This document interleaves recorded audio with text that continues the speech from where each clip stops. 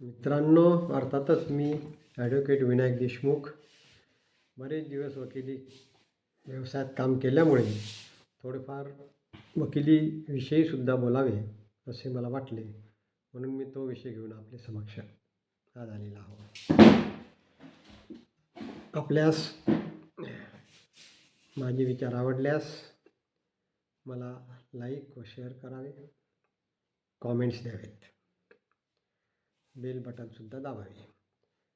जिल्ह्याच्या किंवा तालुक्याच्या कोर्टातील दावा म्हणजे प्लेंट, कैफियत म्हणजे WS रिटन स्टेटमेंट, अर्ज जबाब वगैरे वाद प्रतिवादाचा प्लिडिंगचा अर्थ लावताना त्याबाबतचे कडक नियम न बघता थोड्या उदार अंतकरणा मनानेच त्यांच्याकडे पाहावे असे कोणीतरी एकेकाळी आम्ही वकिली क्षेत्रात यायच्या अगोदर म्हटलेले होते. परंतु हे विचार जेव्हा व्यक्त केले त्यावेळी कायदा शिकवणारी महाविद्यालये क्वचित ठिकाणी असत व म्हणून जिल्हा तालुक्यातील कज्जे मुकदमे जे वकील चालवत असत ते आजच्या इतके प्रशिक्षित नसत. अर्थात तेव्हा वाद प्रतिवाद लिहिताना आपल्या पक्षकाराचे म्हणणे योग्य त्या पद्धतीने मांडण्याचे प्रभुत्व प्रत्येक वकिलाकडे होतेच असे नव्हते. काही वेळा पक्षकाराने दिलेली माहिती अपुरी असल्याने किंवा काही वेळा वाद प्रतिवादाचा मसुदा घाईने तयार करण्याची जरूर पडल्याने मसुदा अधुरा राहण्याचा प्रसंग येत असे. असे विचार जर आज कोणी व्यक्त केले, बोलून दाखवले, तर आजचे वकील त्या बाबतीत नक्कीच नाराजी दाखवतील. कारण गेल्या अनेक वर्षापासून सर्वच वकील कायद्याचे महाविद्यालयात शिक्षण घेऊन मगच वकिली पेशा सुरू करतात. ॲडव्होकेट्स ॲक्ट अंमलात आल्यापासून आता सर्व वकील वर्ग एकत्रितसुद्धा झालेला आहे.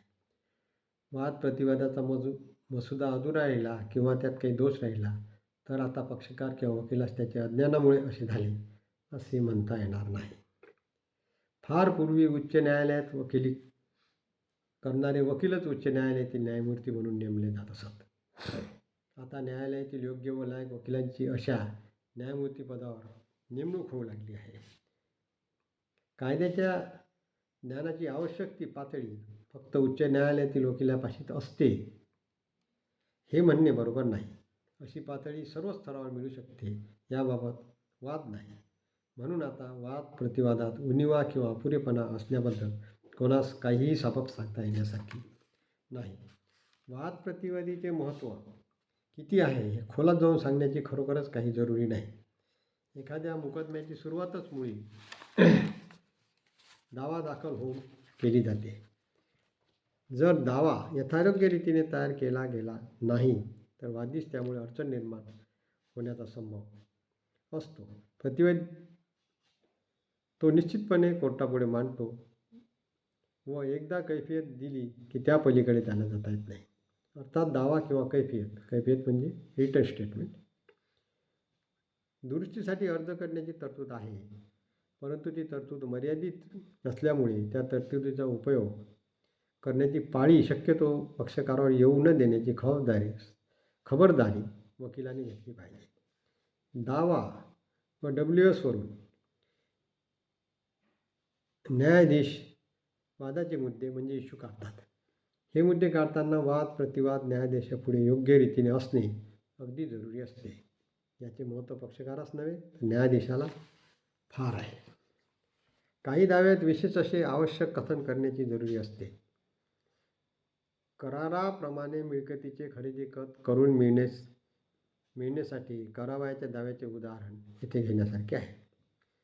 असा दावा वादीने दाखल केला म्हणजे वादी कराराचे पालन करण्यास तयार आहे हे त्याच्या दावा दाखल करण्याचे कृतीतच सूचित होते.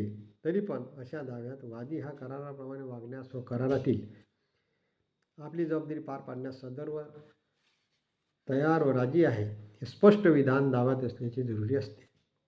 व तसे विधान नसेल तर या अपुरीपणामुळे दावा फेटाळला जाण्याची संभव असतो.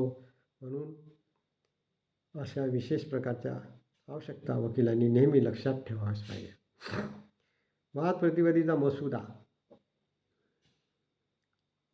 योग्य असला पाहिजे. याचे महत्त्व सिव्हिल प्रोसिजर कोडमध्ये दिसून येते. दावा दाखल करण्यास कोणते कारण घडले, कॉज ऑफ ॲक्शन, हे दाखविण्यासाठी कोणत्या पद्धतीने हकीकत लिहावी हे वकिलांनी ठरवावे, योग्य रीतीने ठरवावे. दाव्यात विषयाची किंमत निरनिराळ्या प्रसंगी कशी करावायची व विनंती कलमात काय काय मागणी जरूर असते ही त्यांनी योग्य रीतीने ठरवली पाहिजे. विनंती कलमात योग्य ती मागणी न केल्यामुळे कधीकधी दावा फेटाळला जाण्याची उदाहरणे आहेत.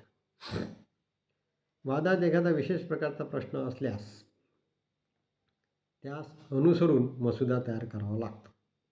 वाद प्रतिवादाचा कायदा हा कायम व स्थिर स्वरूपाचा नसतो. निरनिराळ्या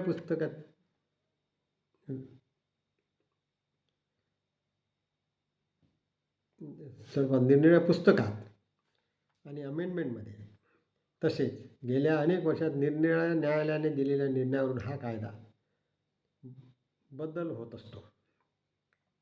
अर्थातच न्यायालयाच्या नवीन होणाऱ्या निर्णयामुळे याबाबतचा कायदा जास्त विकसित होत असतो. इंग्रजीऐवजी लोक भाषेतून न्यायालयाचे काम न्यायालयात चालावे असा आग्रह जोरात चालू होता व आता न्यायालयात मराठीतून कामकाजसुद्धा सुरू झालेले आहे. कायद्याच्या बांधीसूत क्लिष्ट भाषेत एखादाही मुद्दा न चुकता दावे, फिर्यादी, अर्ज, दरखास्ती इत्यादीचे कामकाज करणे तसे जिकिरीचे असते. हल्लीचे युग निष्णात, तज्ज्ञ व कुशल लोकांचे आहे. कायदा हे बुद्धीस काटेकोर चालना देणारे एक मनोरम शास्त्र आहे. पक्षकारास कायद्याप्रमाणे न्याय मिळवून देण्याचे काम वकील वर्ग करीत असतो. परंतु महत्त्वाची गोष्ट ही आहे की कायद्यात अर्थाइतके शब्दालाही महत्त्व असते. शब्दाच्या अर्थाचे बारकावे पुष्कळ असतात. पक्षकाराने घेतलेले काम कायद्याच्या चौकटीत योग्य अचूक शब्द वापरून बसविणे व त्यास कायद्यानुसार न्यायनिवाडा मिळवून देण्याची जबाबदारी विशेषतः वकील वर्गावर असते. शास्त्राबरोबर कलाही असणाऱ्या या ज्ञानाच्या दालनाचे परिशीलन करणे हे काळाची गरज आहे. सध्याच्या कठीण काळात जीवनात स्वतःशी प्रामाणिक राहण्यासारखे यशाचे व पुण्याचे दुसरे साधन नाही. म्हणून वकिलाने आलेल्या पक्षकाराचे गाऱ्हाणे काळजीपूर्वक ऐकून त्याचा महत्त्वपूर्ण भाग कायद्याच्या चौकटीत योग्य व तोलून लिहिलेल्या शब्दात कसा बसतो याचा शांतपणे विचार केला पाहिजे. आपला दावा वा रिटन स्टेटमेंट लिहिण्यापूर्वी संबंधित कायद्याच्या तरतुदी मुळातच पुन्हा पुन्हा पाहाव्या व अलीकडच्या न्याय निर्णयानुसार आपला दावा म्हणजे प्लेंट व कैफियत म्हणजे रिटन स्टेटमेंट तयार करावी. न्यायालयात न्यायाधीश, प्रतिपक्षी वकील, पक्षकार यांच्याशी नम्रतापूर्वक सौम्यपणे वागावे. अशा परस्पर आचरणाने आपली इज्जत तर राहीलच, पण सामान्य जनतेच्या मनात न्यायालय, न्यायाधीश व वकील यांच्याविषयी आदरभाव वाढेल, यात काही शंका नाही. मी वकिली क्षेत्रामध्ये बरेच वर्ष काम केल्यामुळे मला अशी प्रेरणा झाली की याबद्दल बोलावे. अर्थात आमच्या क्षेत्रामध्ये फार निष्णात लोक आहेत. मला वकिलांच्या अनुभवावरून आपल्याला समोर काही व्यक्त व्हावे असे वाटले, त्यानुरूप मी माझे विचार मांडले. आपल्याला आवडल्यास आपण लाईक आणि सबस्क्राईब करावे, बेल बटन दाबावे. एवढे बोलून मी माझे 2 शब्द संपवतो. नमस्कार.